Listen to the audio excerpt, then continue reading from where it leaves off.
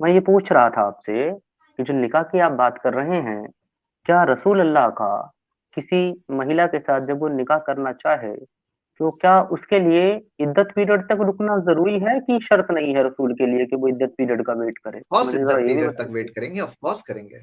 ऐसा करेंगे ओके, समीर, क्योंकि हमारे आप कुछ मुझे व्यूअर्स जो साबित है ना, करें आप क्या मुझे साबित करें कि रसूल अल्लाह ने उनकी इद्दत पीरियड तक का वेट किया उनसे निकाह करने के लिए। जल्दी से साबित कर दें और मैं आपको साबित करता हूँ कि उसी रात उन्होंने उसके साथ हमबिस्तरी की है। ओके, इद्दत पीरियड तक वेट नहीं किया। साबित करें आप दलील के साथ। आपका दावा क्या है कि इद्दत पीरियड तक वेट मेरा नहीं किया? मेरा वाज़ेह बोल मेरा दीजिए। दावा मेरा मेरा दावा ये है कि जिस दिन उन्होंने उनके कबीले के ऊपर हमला किया, उनके उनके जो खाविन थे किनाना उनका कत्ल किया और उनके जो वालिद थे हुई बिनते हुई उनका कत्ल किया और सफिया को दरिया कल्बी से अपने कब्जे में ले लिया। उसके बाद उस हम्म। सफर से वापसी वापसी के दौरान खैमा लगा करके सफिया रज़ियल्लाहु ताला अन्हु के साथ उन्होंने मुबाशरत की है, सोहबत की है, खैमा लगा करके। मैं ये आपको साबित करूँगा वाज़ेह दलील के साथ, आप मुझे साबित करें कि मैं वेटिंग आपसे पीरियड क्लियर तक सवाल का पूछा वेट समीर, किया। आपका मैं सवाल समझ रहा हूं। अच्छा, जी। मैं आपका सवाल समझ रहा हूं, लेकिन मैंने आपसे क्लियर सवाल पूछा। क्या सवाल पूछा? कि आप ये दावा रख रहे हैं कि मोहम्मद सल्लल्लाहु अलैहि वसल्लम ने इद्दत पीरियड कंप्लीट होने से पहले मोहम्मद सल्लल्लाहु अलैहि वसल्लम ने उसके उनके साथ मुबाशरत की, रिलेशंस किए। क्या आप ये कह रहे हैं? यस या नो मैं बोल ये दो ना, कह रहा क्यों आप इसमें डरते हो? हाँ, हाँ, मैं बता रहा हूँ ना मैं क्या कह रहा हूँ। मैं ये कह रहा हूँ कि हाँ। आपकी अपनी किताबें ये कहती हैं कि रसूल अल्लाह ने उसी वक़्त उनके साथ तौबत की, देखो, तो आप इद्दत पीरियड जो उसी 3 वक्त महीना 10 दिन का है वो देखिए, साबित मैं नहीं होता। वो नहीं पूछ रहा हूँ। या तो मैं आप आपको मुझे रसूल क्लियर अल्लाह सवाल का पूछ रहा हूँ, आप बीटिंग अराउंड द बुश कर रहे हो। मैंने सवाल मैं भी पूछा। आपको क्लियर कह रहा हूँ कि मेरा दावा नहीं आपकी किताबों का दावा है कि रसूल ठीक है, अल्लाह ने तो इद्दत आपसे पीरियड मैं का अभी सवाल वेट पूछ नहीं रहा किया। हूं, वो टाइम पे इद्दत हुआ था, क्लियर नहीं हुआ था? इद्दत पीरियड, वेटिंग पीरियड कंप्लीट मैं हुआ था, नहीं हुआ था? पहले आप मुझे इद्दत पीरियड बताएँगे कितना है एक वुमन का? कुरान की रोशनी में बता दें, वो तो सूरह आप तलाक जब की इतने रोशनी बड़े में। क्रिटिक हो तो आपको तो पता ही होना चाहिए इद्दत पीरियड कितना है। मैं आपसे पूछ रहा हूँ, इद्दत नहीं, पीरियड मैं आपसे कंप्लीट हुआ पूछ था, रहा नहीं हूँ। हुआ था? Yes, no? मुझे मुझे पता जी सर अच्छा, अगर मैंने बता आपका दिया। इद्दत पीरियड कंप्लीट हुआ ही नहीं, आपका तो ऑब्जेक्शन ही खड़ा नहीं होता है, क्योंकि ऑब्जेक्शन तब खड़ा होगा अगर आप कहें हुँ, इद्दत खत्म होने से पहले ही नबी सल्लल्लाहु अलैहि वसल्लम ने मुबाशरत कर लिया, तो फिर आपका ऑब्जेक्शन हुँ, खड़ा होता है। लेकिन बिल्कुल अगर हो गया इद्दत खड़ा। कंप्लीट हो चुकी थी, मैं ऐसा ही कह रहा क्या हूँ कह रहे इद्दत हो? पूरी होने से पहले ऐसा क्यों मैं बोल ये रहे हो? कह वर्ड्स रहा बोलो ना। कि इद्दत पीरियड बेशक कंप्लीट नहीं हुआ था, ये बोलो। अगर आप सुनेंगे तो मैं बोलूँगा ना, अगर आप सुनेंगे मैं सबसे क्या हाँ, बोल हाँ, रहा मैं सुन हूँ। ही रहा हूं, बताइए। मैं कह रहा हूँ क्या सफ़िया रज़ियल्लाहु ताला अन्हा की इद्दत एक एक दिन या एक रात की थी क्या? नहीं ना? आपसे मैं सवाल एक दिन पूछ या रहा हूँ, एक इद्दत मैं कंप्लीट आपसे हुई पूछ थी, रहा नहीं हूँ, हुई थी? हाँ या ना क्यों नहीं बोल नहीं रहे हो हुई आप? थी, क्यों? नहीं हुई थी, नहीं हाँ, हुई बोल दिए थी। ना अभी। आपकी ये अपनी चीज चार किताबों पांच से सेंटेंस पहले नहीं बोल सकते आपकी थे। किताबों से जी। साबित है कि नहीं हुई। तो आप साबित आपको करें हुई। साबित करना, आप बोल रहे थे नहीं हुई थी ना। अगर मैंने हाँ, साबित कर दिया कि इद्दत पीरियड कंप्लीट हुई थी हुँ, और इद्दत कंप्लीट होने के बाद ही नबी सल्लल्लाहु अलैहि वसल्लम ने उनके साथ मुबाशरत की है, अगर मैंने साबित हुँ, कर दिया तो आप गलत साबित हुए कि नहीं हुए? साबित करें, हाँ, और आपका साबित। प्रोपेगेंडा गिरे, गलत साबित हुआ, नहीं हुआ? और आप जो है फिर ना, मैं सिर्फ आपके आप नहीं सामने हो। फिर मैं आपके सामने वो दलील रखूँगा जहाँ से मैंने ये इल्म हासिल किया है रखिए ना, कि इद्दत पीरियड नहीं हुई रखिए थी। ना। आप उसको चलो आप स्टार्ट। उसका अब यहाँ अब पे उसका टॉपिक काउंटर डिफाइन दें। हुआ, क्या टॉपिक डिफाइन हुआ? कि इद्दत पीरियड, आपका ये दावा है इद्दत खत्म नहीं हुई थी और इद्दत खत्म होने से पहले से मुबाशरत कर ली है नबी सल्लल्लाहु अलैहि वसल्लम ने। ठीक है, चलो बिल्कुल, अब मैं बिल्कुल, आपको बिल्कुल, साबित बिल्कुल। करूंगा। अब आप मुझे थोड़ी जी, देर देंगे, मैं प्रेजेंटेशन शेयर करके आपको बता रहा हूं, फिर मैं आप अपना म्यूट करता हूँ, प्रेजेंटेशन आप शेयर करके। कंप्लीट कर लें, फिर मैं आपको बताऊँगा। हाँ, जी। फिर मैं आपको। जी। अच्छा मैं आपको ये पहले बता दूँ कि मैं इस वक़्त जो है मोबाइल से जुड़ा हूँ, तो मैं प्रेज़ेंटेशन शेयर नहीं कोई करूँगा, बात मैं नहीं, आप हवाला अगर, दूँगा आपको, हवाला आप चेक कीजिएगा। मैं खोल दूंगा यहाँ पे, हाँ खोल दूंगा, हाँ जी, जी, हवाला ठीक रेडी है, रखिए। शुक्रिया, शुक्रिया। देखिए, सबसे पहले आपने इद्दत पीरियड के बारे में जो पूछा, तो इद्दत पीरियड अलग अलग होते हैं। डिवोर्स्ड औरतों का वेटिंग इद्दत पीरियड क्या होता है? 3 पीरियड्स होते हैं। सलासता कुरु। इद्दत जो जिनके शौहर की डेथ हुई है वो कितने होती है? 4 मंथ्स 10 डेज। 4 months 10 days. और एक प्रेग्नेंट औरत की इद्दत कितनी होती है? वो जब तक डिलीवरी ना हो जाए। यानी इद्दत पीरियड फिक्स नहीं है कि 3 मंथ्स ही है, 4 मंथ्स 10 डेज है, डिलीवरी होने तक भी है। और हम ये देखते हैं कि यानी अगर मान लो डिलीवरी वाली बात है ना, तो ये नीचे वाली हदीस देखिए, सही मुस्लिम की जो दी हुई है, इसके अंदर क्या दिया है कि किसी की अगर मान लो थोड़े दिनों में डिलीवरी हो जाए बच्चे की, तो इद्दत पीरियड उतनी ही होती है। हाँ, उतनी ही होती है। तो यानी कि मान लो कि कुछ डेज की भी डिलीवरी तक भी इद्दत पीरियड हो सकती है। अब एक स्लेव वुमन है जिसे बांदी बनाया गया, उसकी जो पिछला इस्तिब्राए रहम बोलते हैं, उसकी इस्तिब्राए रहम, उसका उसका जो रहम जो है, यानी कि जो वूम है वो क्लियर होनी चाहिए, पिछला कोई बच्चा नहीं होना चाहिए। इस्तिब्राए रहम क्या है, तो हम देखते हैं स्लेव विमेन जो होती है उसके इस्तिब्राए रहम है जब तक उसका हत्ता तखीदा हैदतन, यहां तक कि हैज ना आ जाए, हैज ना आ जाए तब तक के लिए होता है। सुनन अबू दाऊद की हदीस नंबर 2157। तो हम देखते हैं कि सफिया रज़ियल्लाहु अन्हा के बारे में जो ये कहा जाता है, अब आपके सामने सही बुखारी की हदीस है 2893, फखरज बिहा हत्ता बलगना सद्दन सद्द सहबा खल्लत, कि जब वो पहुंचे एक जगह जिसका नाम है सद्दा साहबा, तो वहां पे जाके उनका हैज खत्म हुआ, हल्लत बना बिहा, तो तब जाके मोहम्मद सल्लल्लाहु अलैहि वसल्लम ने उनको एज अ वाइफ लिया। तो यहां पे भी मैं बात वाजे कर दूं कि वो हैज उनका फिनिश हो चुका था, हल्लत वर्ड से हमें पता चला, फह बना बिहा उसके बाद जाके नबी सल्लल्लाहु अलैहि वसल्लम ने किया। उसी तरह सही बुखारी 4211 के अंदर भी ये बात आप देख सकते हैं कि उनका मेंसेस से क्लीन हो गई थी, और ये है इद्दत। तो आपने जो कहा ना कि उनकी इद्दत पूरी नहीं हुई थी, तो यहां पे आपका क्लेम फॉल्स साबित हुआ। मैंने आपको 2 हदीस बता दी सही बुखारी की। आपका दावा था कि वो इद्दत उनका खत्म नहीं हुआ था, वो क्लीन नहीं हुई थी, क्लियर नहीं हुई थी, और मोहम्मद सल्लल्लाहु अलैहि वसल्लम ने उससे पहले उनसे शादी कर लिए, तो ये बात यहां पे गलत साबित हो गई, और ये चीज आपके सामने प्रूफ मैंने रख दिया। अब बताओ इसका क्या जवाब है आपका। ओके, अब आप प्रेजेंटेशन हटा लें और अपना माइक म्यूट करें, मैं आपको जवाब देता हूँ। बड़ी मजीद अच्छी बात करी आपने। ये जो आप मुझे इद्दत का तरीकाकार बता रहे हैं कि किसकी इतनी इद्दत है, सूरह अत-तलाक की आयत 1 से जब शुरू करते हैं तो 4 तक इसका जिक्र आता है, और वहां पर कुरान ये वाज़ेह तौर पर बताता है कि जिन महिलाओं को अभी तक हैज आना शुरू नहीं हुए हैं, उनकी इद्दत जो है वो 3 महीना 10 दिन है। जिनको हैज आने शुरू हो गए हैं उनके लिए 3 बार हैज का आना लाजिम है। और जो प्रेग्नेंट लेडी है उनकी इद्दत तब तक है जब तक कि वो बच्चे को जो है जन्म ना दे दें, यानी कि बच्चे को जन्म ना दें। अब चाहे उसके बच्चे के जनने में 1 दिन का वक्त लगे, 2 दिन का लगे, 2 महीने का लगे, 4 महीने का लगे, या मजीद उसका पूरा 9 महीना लगे, तब तक उसकी इद्दत बाकी रहेगी जब तक वो बच्चे को जन्म नहीं देगी। अब जो गुलाम लौंडी के ताल्लुक से आपने बताया है कि उसकी इद्दत कुछ और है, कि उसको अगर हैज आकर के खत्म हो गया, एक हैज आप बता रहे हैं यहाँ पर, जाहिर हो सकता है कि चलो उस सफ़े को उस वक्त हैज आ रखे हों और वहां उस मकाम पर जाकर खत्म हो गए, तब रसूलुल्लाह ने मुबाशरत कर दी और फिर निकाह किया। तो सबसे पहले तो आपको मुझे ये साबित करना होगा इस्लाम की रूह से कि एक आजाद आदमी क्या एक गुलाम से निकाह कर सकता है, या पहले उसको आजाद करना होगा उसको निकाह करने के लिए। अगर आजाद करने की शर्त है निकाह करने के लिए, तो आजाद होने के बाद सफिया की इद्दत वही होगी जो एक आजाद मोमन की होती है, 3 महीना 10 दिन कम से कम, या 3 माहवारी। तो आप इसमें क्या जलेबी बनाते हैं? अब जरा उसका भी जवाब दे दें।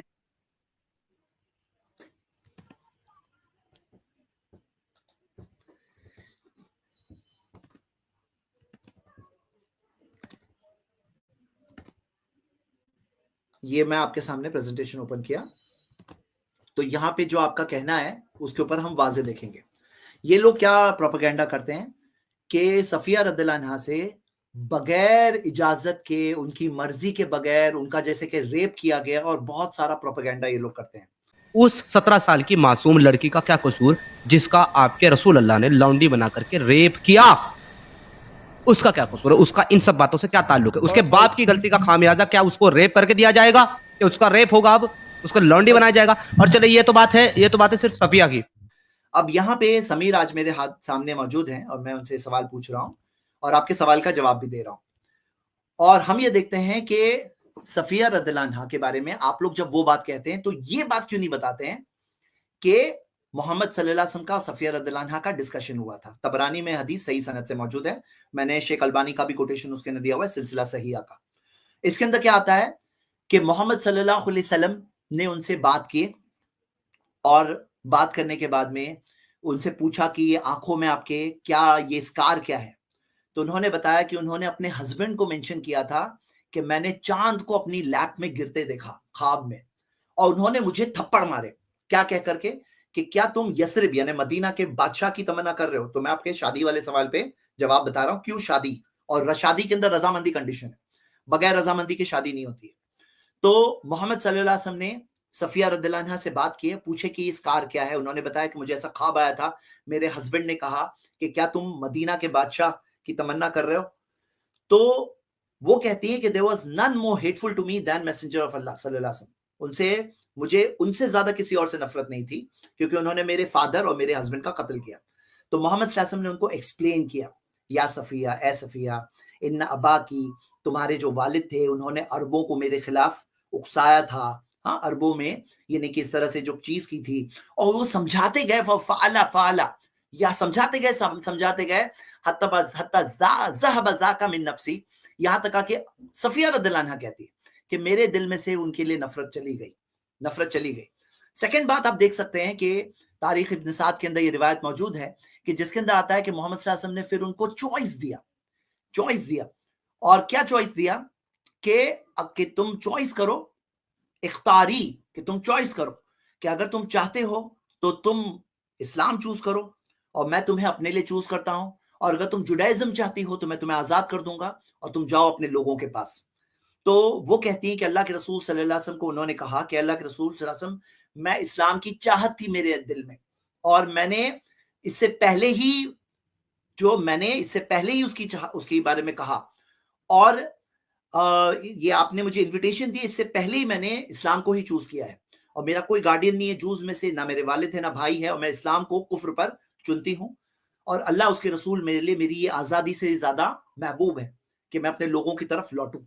तो ये उन्होंने चूज किया। यहाँ पे क्या बात क्लियर हुई कि जो रेप का इल्जाम और जो सारे बगैर रजामंदी की शादी का इल्जाम है जो इंक्लूडेड था, तो मैंने इसलिए ये बात को कवर किया। अब आइए आगे बढ़ते हैं कि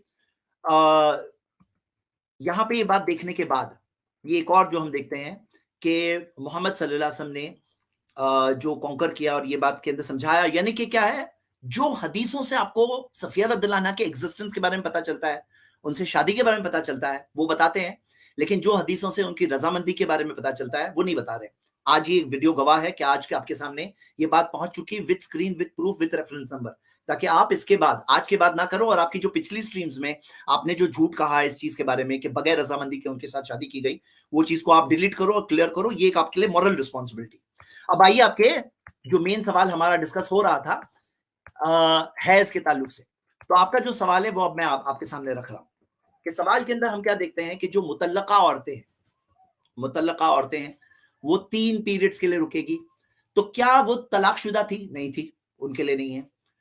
क्या वो उनकी जो औरतें हैं उनके शौहर का इंतकाल हुआ है तो 4 महीने 10 दिन है, यानी जिसके शौहर का इंतकाल हुआ था, तो क्या वो शौहर का इंतकाल हुआ वो औरतों में से थी? तो नहीं, वो बांदी थी। और बांदी की कितना है? इस्तिब्राए रहम। अब बांदी के एतबार से, इस्तिब्राए रहम के एतबार से वो हलाल हो चुकी है मोहम्मद सल्लल्लाहु अलैहि वसल्लम के लिए, वो हलाल हो चुकी हैं। हल्लत आ गया हदीस के अंदर, वो हलाल हो चुकी हैं। अब आप इस्लामिक फिक को अंडरस्टैंड करने के लिए इस्लामिक फिक के रूल्स फॉलो करेंगे, ना कि वो क्रिटिसिज्म वाला आपका वो नजरिया है। तो वो हलाल हो चुकी थी मोहम्मद सल्लल्लाहु अलैहि वसल्लम के लिए। अब मोहम्मद सल्लल्लाहु अलैहि वसल्लम चाहते तो उन्हें एज अ बांदी ले सकते थे, लेकिन उन्होंने तालीम दी थी कि जो शख्स अपनी बांदी को सिखाए, तालीम दे, आजाद करे और फिर शादी करे तो उसको डबल अजर मिलेगा। तो मोहम्मद सल्लल्लाहु अलैहि वसल्लम ने यहाँ पे उस चीज पे अमल करते हुए उनको तालीम भी दी, उनके साथ बात किए, उनको चॉइस दिया, उनको समझाया और फिर उनको आजाद करके उनसे निकाह किया, उनकी रजामंदी से निकाह किया। अब बताइए आपका क्या ऑब्जेक्शन है? जी, बहुत खूब। आपने अभी तक मेरी बात का जवाब नहीं दिया है। मैंने ये पूछा है कि अगर रसूल अल्लाह ने, अभी आपने बात करते हुए खुद ये तस्लीम कर लिया कि उनको आजाद किया और आजाद करने के बाद उनसे निकाह किया, और आप जो लौंडी कह रहे हैं ना उनको कि वो लौंडी थी, वो उनके शौहर का इंतकाल भी हुआ है, तो लिहाजा वो जो है बेवा भी है, और उसके ऊपर इद्दत जो फिर अगर होती है ना एक आजाद के ताल्लुक से, तो 4 महीना 10 दिन की होती है। ये आपने इकरार किया अपने रेफरेंस देते हुए। अगर आप उसे लौंडी के तौर पे ले रहे हैं तो आप तो फिर ये बहुत तकलीफ उठा रहे हैं उसकी इद्दत बयान करने की। 4 की 24 कोट कर देते, इद्दत की जरूरत ही नहीं है। वल मुहसिनाति मिनन निसाई इल्ला मा मलकत अयमानुकुम किताब अल्लाह अलैकुम, और हमने जायज कर दी तुम्हारे लिए वो शौहर वाली औरतें भी, अगरचे उनके शौहर भी हों और वो जिंदा भी हों, तब भी वो तुम्हारे लिए हलाल और जायज हैं। कुरान की 4 की 24 की रूल है, जो तुम्हारी मलकल यमीन यानी तुम्हारी गुलाम लौंडी बन जाए। तो हुजूर सल्लल्लाहु अलैहि वसल्लम को अगर उसको लौंडी के तौर पर रखना होता, हमें कोई एतराज नहीं होता। बात तो आप निकाह की करते हैं ना। अब वो लौंडी का रही, जब निकाह कर लिया, उसको आजाद किया तो वो लौंडी नहीं रही, अब निकाह कर लिया तो बीवी बन गई। अब निकाह करने के लिए जब उसको आजाद किया गया है, तो आजादी वाली जो उसका वेटिंग पीरियड है, इद्दा 4 महीना 10 दिन, जो कि उसके शौहर के कत्ल होने के लिए, मकतूल होने के लिए उसके ऊपर वाजिब आती है, वो किधर है जैद साहब? या तो ये कहिए कि गुलाम लौंडी के तौर पर उसको कबूल किया, फिर मुझे कोई इश्काल नहीं है, मेरा मेरा आर्ग्यूमेंट खत्म। या अगर आजाद करके निकाह करने की बात कर रहे हैं तो फिर इद्दत पीरियड कुरान की रूह से आजाद वाली रखिए। ये डबल स्टैंडर्ड क्यों जनाब? आप जितने जितने 1400 सालों से आप हजरात इन तमाम मुस्लिम उम्मा का लोगों का बेवकूफ बनाते आए हैं, वो टैक्टिक्स एक्स मुस्लिम के ऊपर काम नहीं करती, इसीलिए आप लोग फैले, क्योंकि आपको मदरसों में फिरकों में लड़ने की तालीम दी गई है, एक्स मुस्लिम से लड़ने की नहीं। जी जी जी, आपने अपनी है समीर। एक्चुअली मेरा एक रूल है, मुझे ना एक बार बोलने अच्छा लगता है, ज्यादा से ज्यादा 2 बार। एक ही बात को कईयों बार बोलूं, जैसे मैं वो डिबेट में बोल रहा था, एक बात को कई बार, और आप मेरे साथ वो कर रहे थे, तो वही चीज फिर से हो रही है। मैं अपनी बात को फिर से सेकंड टाइम रिपीट कर रहा हूं, हालांकि मैंने ये बात अभी कही। क्या कहा मैंने? और मैंने जस्ट नाउ एक्सप्लेन किया, स्क्रीन के साथ एक्सप्लेन किया, जो आपका ये अंडरस्टैंडिंग है। पहले मैं आपसे पूछ लूं कि आपने इस्लाम के बारे में क्या ये समझे हैं कि कोई शादीशुदा औरत अगर हो तो इस्तिब्राए रहम के बगैर उसके साथ रिलेशन जायज है? क्या आपने ये समझे हैं? इस्तिब्राए रहम यानी कि मेंसेस आने के बगैर उसके साथ रिलेशन सही है, वो आपने ये समझे हैं?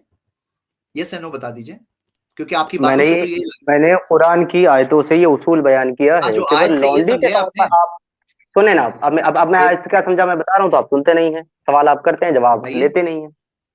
मैंने आपको वाज़ेह तौर पर यह कहा है कि अगर रसूल अल्लाह ने उसको लौंडी के तौर पर ऑन किया होता तो ये सवाल ही नहीं होता वेटिंग पीरियड का और ये सब का। ये सवाल इसीलिए आ रहा है क्योंकि यही लौंडी तो के तौर बात पर आपका ऑन प्रॉब्लम नहीं है। किया भाई, निकाह किया है उन्होंने, और निकाह करने के लिए आजाद करना जरूरी है, आजाद करने के लिए इद्दत पीरियड पूरा होना जरूरी है। वो किधर है? मुझे वो दिखा दे, बस बात खत्म। सिंपल बात है, जो कहां है मैं आपको बता दूं ना, तो फिर से बता रहा हूं, ये आपके सामने है। स्लेव वुमन को बांदी जो हो, तो बांदी के अंदर उसे मेंसेस आने तक, या अगर प्रेगनेंसी है तो डिलीवरी तक, ये उसका इस्तिब्राए रहम का पीरियड है, उसके बगैर वो हलाल नहीं है।